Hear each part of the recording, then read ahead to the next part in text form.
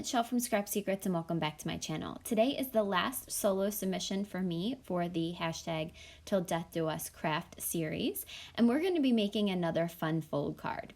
So you're going to start off with a piece of cardstock that measures 5.5 by 11.5. You're going to score at the 1/4 inch mark. I did it on the left hand side and then flipped my paper around because I found it to be easier to score it that way. Then you're going to also score at 3 3/4 and 7 1/4. And then you're going to turn it to the top so the 1/4 inch score mark is at the top of your board, and you're going to score down at 5/8 of an inch down to your very last score mark. So that one last panel is not going to have a score mark on it. Then you're going to want to take your scissors and cut that extra piece off. We're going to be doing a 4-fold fun fold card, which is super cool. And right now, yes, you can see there's only 3 panels, but I'll show you what we do in a minute. So you're going to do an accordion fold on this, and then that very last piece you are going to fold over, and we are going to connect another piece of cardstock to that. So that piece of cardstock is cut at 2 3/4 by 4 1/4. So it's going to be a little bit shorter in the very front, and you're going to attach it with some liquid glue, some tape, however you want to attach it. Just make sure that it's attached very well.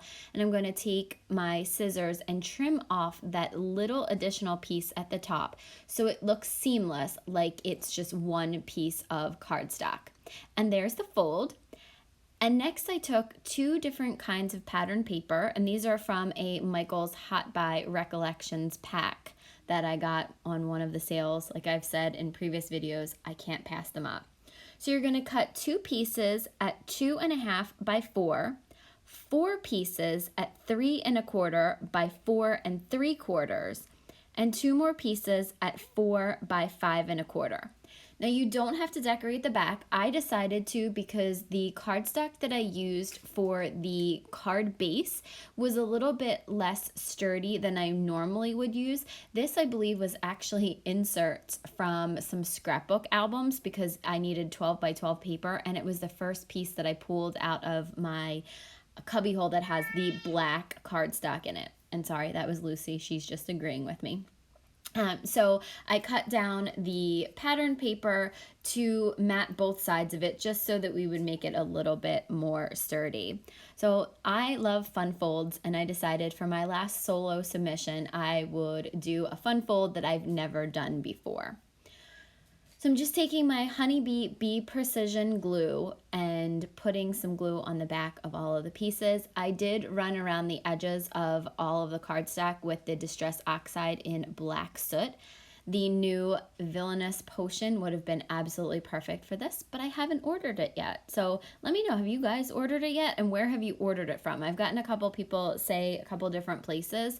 I don't need the whole bundle, so I know that other people have ordered the bundle, so let me know.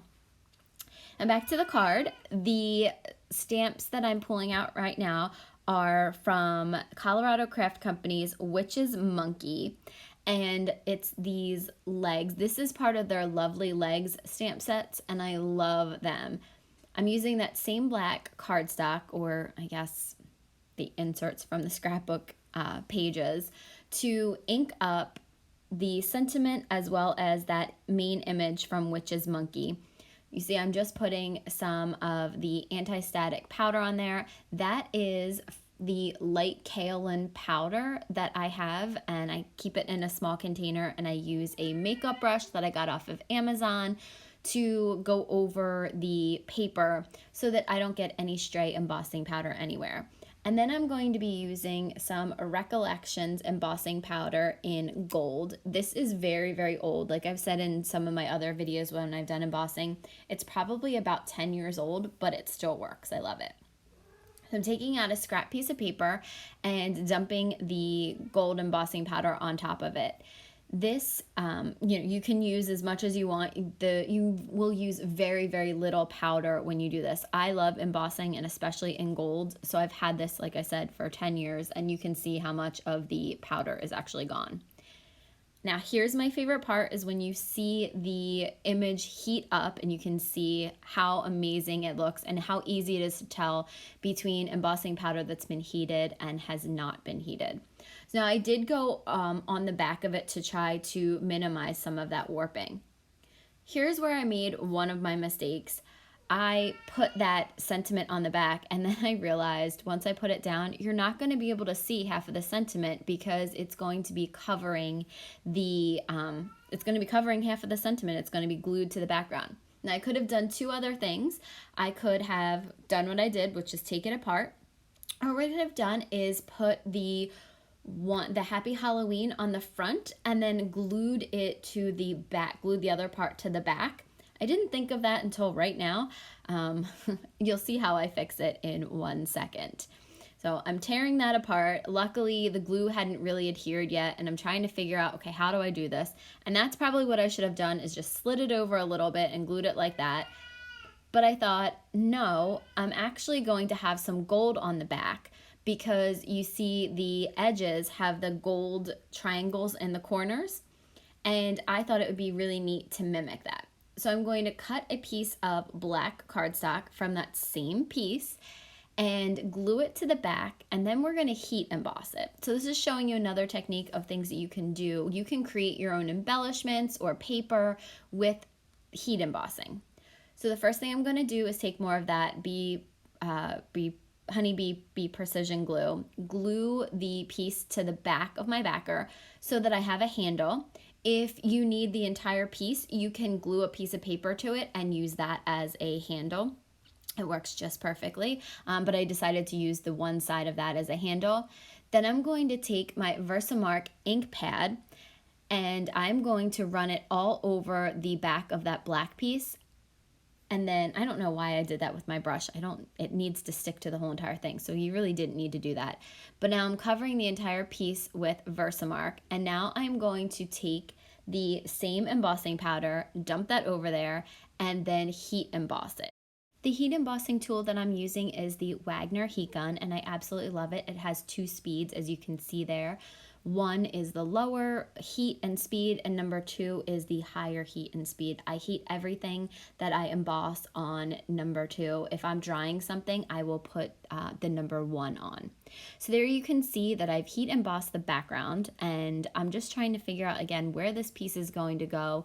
I really wish that I would have thought about putting that on the back like I just talked about. I don't know why I didn't think about that, but I do like the way that it ended up, so it's fine. Now I'm just putting some glue on the left side of that Happy Halloween piece, gluing it down to the front of my card. I wanted to make it into the middle of the card, so even though on that panel it's not centered, it's centered on the card. I'm also gluing down the image that I fussy cut out that I had heat embossed, and I'm going to put it on that skull panel. And I just think it looks so good on that. This is not my typical style. If you saw my other Halloween cards, they're kind of cutesy. This one is a little bit more edgy, at least for me. Most of the people watching this are probably like, oh, this isn't edgy at all. But for me, this is a little bit darker, and I just was loving the way this came out. I have some pink and purple Halloween paper as well as this dark paper, and I just was in the mood to use this last night.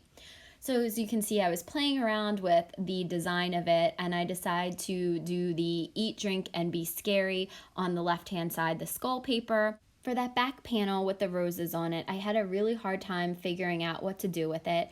I had used a couple of the cut-aparts that came in one of the sheets from that paper pack and tried to see what I could do with it, but I found one that had some lines on it with the skulls and the flowers that matched with a lot of our other backgrounds. I decided to use that one with the Rabbit Hole Designs Things a Witch Might Say stamp set. And the sentiment that I chose was, in a world full of wicked witches, you are a Glinda. And I thought it was cute with the witch image that was heat embossed. So I also decided to heat emboss the sentiment. I used the anti-static powder that I got off of Amazon and the brush again just to go over all of it, and then heat embossed that sentiment in that same exact Recollections gold embossing powder. I had a little bit more at the top, so I just wiped it off. It was pretty easy to see the stray pieces. I just didn't get enough embossing powder, the anti-static powder on the top. And I'm doing the same thing, heating that up with my Wagner heat tool. It takes only a couple of seconds. And you see it got a little bit warped. I actually off camera go on the back and straighten it out a little bit. I couldn't decide if I wanted to put it in the middle, if I wanted to put it at the bottom like a pocket, but I thought that it looked best in the middle. So then I took that same Be Creative Honeybee glue and glued the whole entire thing down. I put a lot of glue on it because it was warping a little bit and wanted to make sure that it laid flat. And I thought this looked really nice with all of the gold embossing powder tied in the gold of the stars and some of the other things that were in there. So that is the entire card. This is a 4-fold fun fold card, and I think that it came out really, really well. It's the first time I've ever done it, and I think I'm gonna do a different version of it for my Christmas series, so stay tuned for that. Here are some still pictures. Thank you guys so much for watching. If you have comments or questions, please feel free to leave them below. If you hadn't hit the subscribe button, please consider becoming a subscriber. And I will see you guys again real soon for the next video. Bye!